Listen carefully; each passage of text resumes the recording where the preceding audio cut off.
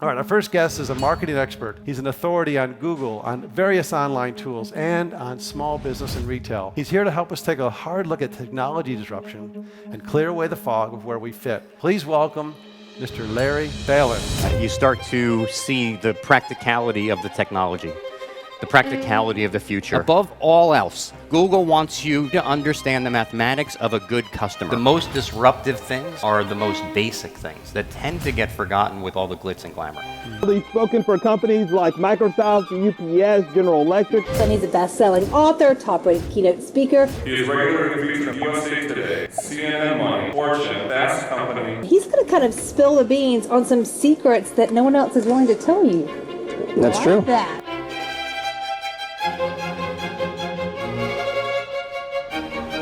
So let's get a few things straight. One, easy is not a topic for today, for tonight. We're not going to talk about anything that's easy to do. It doesn't seem like this is the crowd for that anyway. Not losing is not winning. We have to get that clear as well. And third, in our connected world, second is never very far from first. That being said, I have 106 slides and I have 45 minutes in which to present them. It gives me 25.471 seconds per slide. So buckle up. It's going to move pretty quick up here in the Thunderdome. 52% of people, your customers, will have higher expectations this year than they did last year. Has your output increased by 52%? It's not enough to be found nowadays. You still have to be chosen. Yeah. And maybe disruption or technologies that your industry is not using or competitors aren't using, maybe that gets you some attention. But if you forget about the thing that that's really meant to do, is the attention is supposed to allow me to make that connection, to build the relationship, to be chosen. If you don't get chosen, it doesn't matter how many people give you a thumbs up or like you or look at your video or any of those types of things, or download your app, you're still not being chosen, you're still not going to be in business. There are 41 varieties of Tide. Only 2 are delicious. 41 varieties. 41 varieties of Tide. It is a very noisy world we live in. Your customers, the average American, is exposed to 1,000 marketing messages daily. 999 not counting this one. It's a lot. Your customers are bombarded, and every day, more and more and more people want a piece of their attention. So what chance do you have? You have to be better at grabbing your piece of their attention. That you cannot possibly be a good marketer, not even remotely close to being a good marketer, if you don't understand sales. How can you market to someone if you don't know why people buy in the first place? Sales teaches us those things. So today we market based on what they've already done. So when someone buys a guitar from you, you probably want to market other things to them based on that action. Strings, cases, lessons, what have you. That's today. Tomorrow, it's about what they will do. So what has to happen before someone buys their first guitar? What happens in their lives? Do they turn a certain age? What happens in your space to people when they're 2 or 3 steps away from needing you? And then we market to them based on those life events. That's tomorrow. So where are we really going? What's next? We're going into an awakening, an artificial intelligence awakening, where decisions are made, decisions are predicted, intent is predicted. Our customers, we will know what our customers want before they even know it. And this is not happening 20 years from now. This is all happening now. Artificial intelligence is touching and changing everything.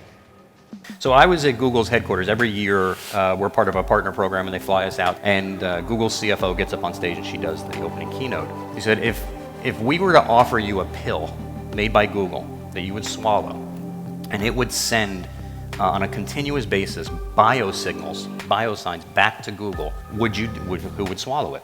And out of 1,000 people, only 5 people raised their hands. I was one of those people. I was pretty hungry at the time, but that's besides the point. But then she put context behind it. She knew that obviously that was going to happen. It was a really cool thing. Imagine you're walking down the streets of Manhattan. Your smartwatch goes off, and it says that there's a 94% chance that within 2 hours you're going to have a heart attack. Please sit down. An ambulance has already been called, and your calendar's been cleared. And then everyone's hand went up, because when faced with extending your life, you're way willing to give up some privacy for those types of things. And I don't know what happened after that show. We went to this big party that Google threw. I don't remember much about it, but my watch keeps telling me to stop eating French fries. So I don't know what happened. So in 2020, millennials will turn 40. That makes them, people. So they will have the same problems that we have. They'll have a mortgage, and they'll have car payments, and they'll have kids. And if you haven't adjusted for them yet, it's over, Johnny. That's it. There's more time to adjust for millennials. It's time to shift gears, because here comes Gen Z. So if you're going to do something, prepare here. Prepare for this now. Because Gen Z has been connected from birth. They're born 95 to 2009. That's that generation. Connected from birth. They don't have a world without mobile phones. They don't have a world without the internet. They don't have a world without bots. They don't have a world that they can't get everything they want. They spend 4 hours a day on social media, 2 hours on YouTube. They have an 8-second attention span, the same as a goldfish. You laugh. But it's a very highly tuned 8 seconds. It's an amazingly high-tuned 8 seconds to get rid of garbage and in with the information they need. It's a 8-second filter, not even an attention span. It's a filter for crap that they don't need to know. They've grown up in a world where their opinions are limitless, but their time is not. You have to create experiences. They don't want to just hear something. They want something different. Some of the things that are standards throughout history, you said, now is a time to own the relationship. Well, when has it ever not been the time to own the relationship? Does anybody know what these are? These are Amazon Dash buttons. There are hundreds of them. And what they are, I have about 20 of them in my house. In my pantry, if I am down to the last roll of paper towels, I press the bounty button, and within 2 days on my front porch is a case of paper towels. This is Lay's potato chips here, you can have them. This one's Doritos, much better than Lay's potato chips. Okay, it's right in your eye, sir. Amp energy drink, who likes energy drinks? Yeah, I'm not hucking this thing back there. It's gonna hurt somebody. Tom, who's Tom? Tom, stand up. It's not reaching Tom. See? Right in the cup.